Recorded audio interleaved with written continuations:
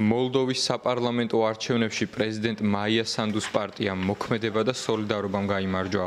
მოლდოვის ცენტრალური საარჩევნო კომისიის ვებგვერდზე გამოქვეყნებული ინფორმაციის თანახმად დათვლილია ხმათა 99.3%. მართველი პროევროპული პარტია ოპონენტებს დიდი სხვაობით ამარცხებს. ამორჩეველთა ხმები შემდეგნაირად გადანაწილდა.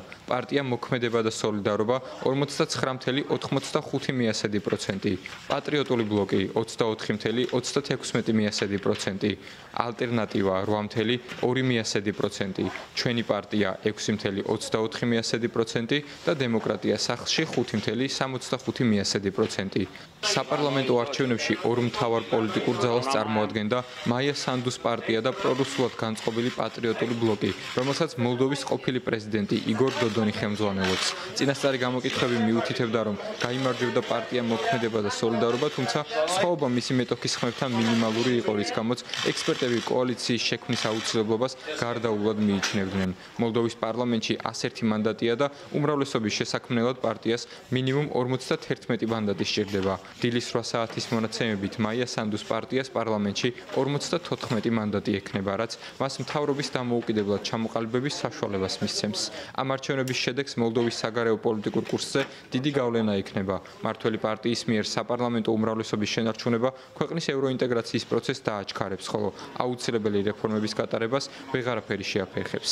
პრეზიდენტ მაია სანდუს თქმით, საპარლამენტო არჩევნების შედეგზე ზეგავლენისთვის კრემლმა 100 მილიონი ევრო დახარჯა. მაია სანდუ მისაუბრა იმ სავარაუდო სცენარებზე, რომელთა განვითარებისთვისაც მოლდოვაში 100 ახალგაზრდას რუსული სპეცსამსახურები ამზადებდნენ. ისინი ქვეყანაში დესტაბილიზაციის შექმნას ცდილობდნენ.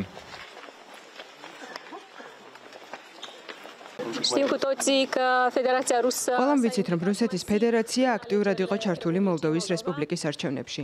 მე და ჩვენმა შესაბამისმა ორგანოებმა ვისაუბრეთ იმ სხვადასხვა მეთოდზე, რომლებსაც ისინი მიმართავდნენ. ისინი ხმების მოსყიდვას ცდილობდნენ და ამისთვის 100 მილიონ ევროს ხარჯავდნენ. ვისაუბრეთ ასევე მოლდოვის რესპუბლიკაში ახალგაზრდების წვრთნაზე, რომელიც ძალადობის ორგანიზებასა და ქვეყანაში დესტაბილიზაციას ისახავდა მიზნად. ყველამ ვნახეთ, როგორ აიყვანეს და ამზადებდნენ მოლდოველებს დეზინფორმაციის გასავრცელებლად.